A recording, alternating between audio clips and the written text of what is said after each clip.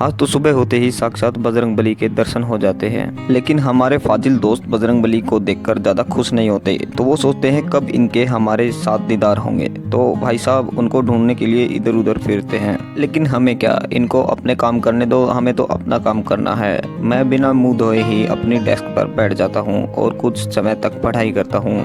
कल मैंने जो कुछ भी पढ़ा था उसका मैं रिवीजन करता हूँ और अपने रूम को सेट करने में लग जाता हूँ। वैसे सभी बोलते हैं सरकारी नौकरियां कहाँ बची हैं, लेकिन फिर भी हम लगे हुए हैं अपनी पढ़ाई में, क्योंकि हम सोचते हैं कभी तो कोई ऐसा दिन आएगा जब हमारे दिन भी अच्छे आएंगे। वैसे आप लोगों को बताना चाहता हूँ, जो हमेशा अच्छे दिन लाने की बातें करते हैं उनसे अच्छे दिन नहीं आते।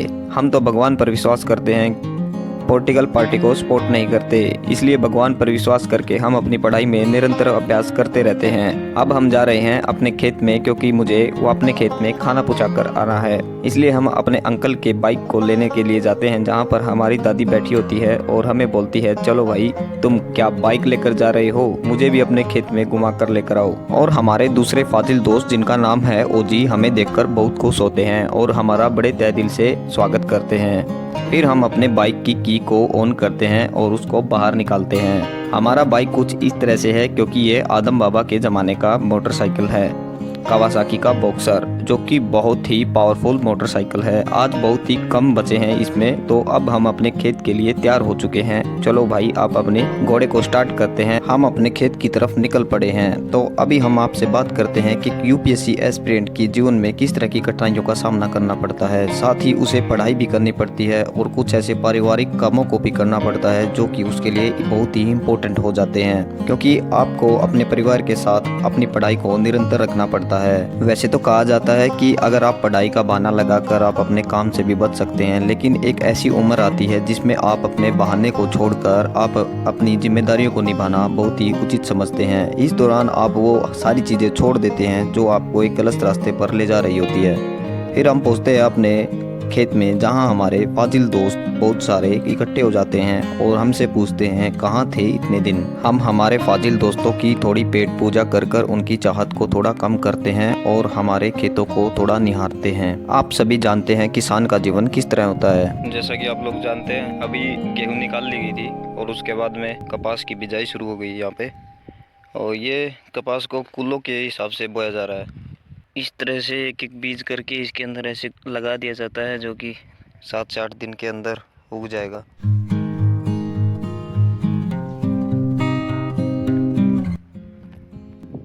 वैसे अगर देखा जाए तो कुछ दिन पहले बेमौसम की बारिश से बहुत ज़्यादा नुकसान हो गया था किसानों का, लेकिन अभी बहुत तेज़ ज़्यादा धूप पड़ने लग गई है। अभी बहुत ज़्यादा धूप हो गई है और कहा जा रहा है कि जो नौतपा 7 से 8 दिन तक जो लू चलेंगी अभी, तो वो सिलसिला अब शुरू होगा। जो मेन गर्मी है वो अब पड़नी शुरू होगी। तरुण भैया कपास का बीज उगा रहे हैं। कौन सा है, कौन सा यूज़ कर रहे हो? 773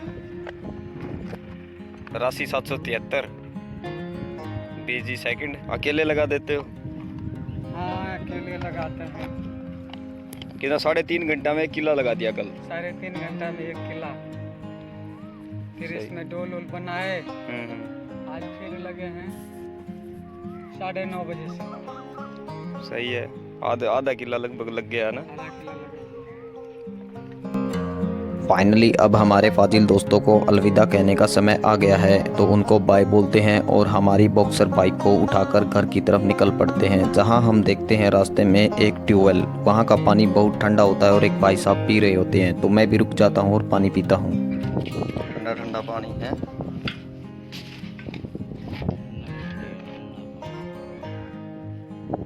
घर आकर देखते हैं हमारे फाजिल दोस्त जैकी घोड़े बेचकर एक गहरी नींद में सो रहे होते हैं। तभी मैं सोचता हूँ चलो नहा लिया जाए। अभी नहा कर आते हैं, क्योंकि खेत से अभी आए थे, तो अभी थोड़ा नहा लेते हैं और हमारे साथ हमारे फाजिल दोस्त को भी नहलाएंगे, जो कि अभी छुप कर बैठ गए हैं, नहाने की कोशिश नहीं कर रहे हैं हमारे साथ। ये हमारे फाजिल दोस्त जिसको हम नहलाएंगे। ओए चल भाई जैकी आजा, तेरे को नहलाने का समय आ गया। बहुत दिन हो गए तो ऐसे ही बैठा रहता है चुप चुप के, आज इसको बाहर निकालते हैं। चल भाई आजा।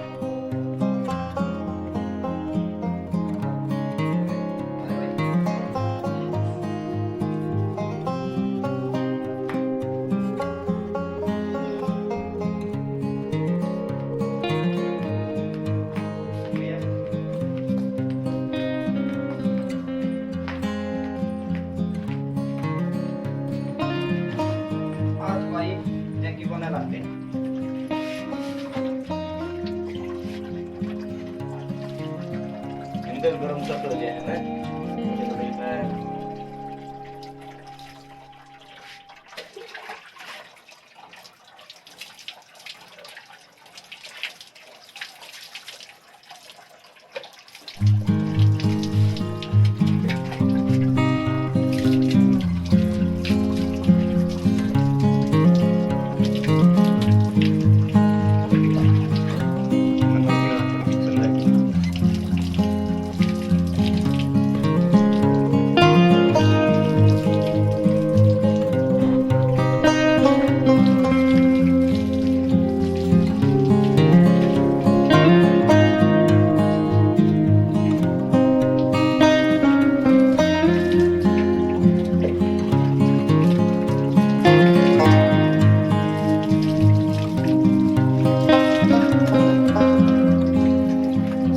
ये भाई बचपन से पाला मैंने, अभी इसको नहला रहा हूँ मैं, तो पढ़ाई के साथ इसका ख्याल भी रखना पड़ता है।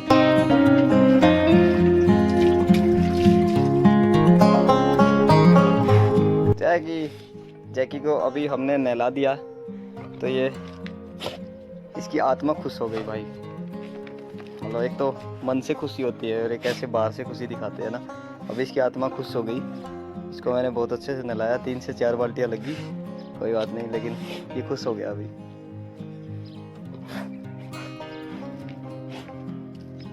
चलो चलो चलो।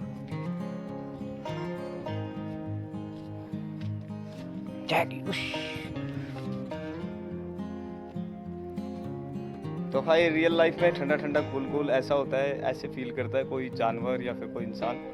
तो अभी मैंने इसकी सेवा की है, तो भाई अभी हम लोग पढ़ते हैं, सारा दिन पढ़ते रहते हैं और ये एक्सेप्ट करते हैं कि भाई हमें कामयाबी मिले। तो आई होप कि भगवान हमारे इस नेक काम को देख रहा होगा। दोस्तों ठीक है भाई साहब। जैकी चलो भाई चलते हैं, आजा भाई बैजा। 3 बाल्टियाँ ठंडे पानी में नहाने के बाद हमारे फाजिल दोस्त की आत्मा बहुत खुश होती है और वो अपने गुफा में जाकर सो जाते हैं और हम अपनी टेबल पर बैठकर निरंतर पढ़ाई करते हैं। हम 3 घंटे पढ़ने के बाद अब हमें बहुत ज़्यादा भूख लग चुकी है और इसलिए अब हम रसोई में जाते हैं और अपना खाना लगा कर ले आए। अभी हमारे घर का बिल्कुल नॉर्मल खाना, जिसके अंदर मैं लेकर आया 3 चपातियाँ और थोड़ी आलू की सब्ज़ी, और ये है मैंगो जो कि फलों का राजा बोला जाता है। और कल हमारे यहाँ पर पड़ोस में माता वैष्णो देवी जी का जागरण करवा रखा था, तो सुबह ये प्रसाद मिल रहा था, तो मैं ये प्रसाद ले आया था। तो अभी इसको खाते हैं। और ये सब्जी भी बिना प्याज और वगैरह के बना रखी है। तो भाई आज हम बिल्कुल शुद्ध हैं, वैसे भी मैं शुद्ध ही रहता हूँ, बिल्कुल नॉन वेज वेजिटेरियन। और ये हमारी सबसे मेन चीज़, हमारी छाछ, जिसे लस्सी बोला जाता है, जो कि हम लोग घर पे ही निकालते हैं। हमारे अंकल के घर से लेके आता हूँ मैं सुबह जाके। ऐसे हम लोग तो कुछ रखते नहीं।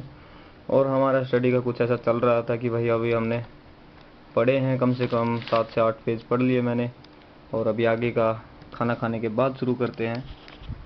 तो अभी ये सारा खाना मैं लगा कर लेकर आया और बहुत ही टेस्टी होता है। नॉर्मल खाना तो बहुत अच्छा होता है भाई, और होटल वगैरह में तो ऐसा अच्छा नहीं मिलता। तो अभी इसको फिनिश करते हैं। पढ़ते पढ़ते 6:16 हो चुकी है शाम के, और अभी हम चाय ले लेते हैं, क्योंकि जब आप लोग पढ़ाई करते हो तो आपको चाय का टॉनिक तो बहुत ज़रूरी होता है। और हमारे बड़े बुजुर्ग बोलते हैं कि चाय कभी भी खाली चाय नहीं पीनी चाहिए, उसके साथ कुछ ना कुछ लेना चाहिए। तो मैं उसके तौर पर 2 बिस्किट ले लेता हूँ रोज़ाना शाम के समय, ज़्यादा नहीं, सिर्फ 2 बिस्किट। पढ़ाई का दौर ऐसा ही होता है कि भाई आपको पढ़ते रहना होता है। जब तक आप कामयाब नहीं हो जाते तब तक आपकी ज़िंदगी इन किताबों में ही रह जाती है। तो अभी हमारे कुछ 20 से 25 पेज तो हो गए, बाकी अभी हम लगे हुए हैं साथ में घर के छोटे मोटे काम, खेत के, ये भी साथ ही साथ चलते रहते हैं आपके साथ। अभी चाय पीते हैं, आप लोगों का स्वागत है अगर आप लोग चाय पीते हो तो।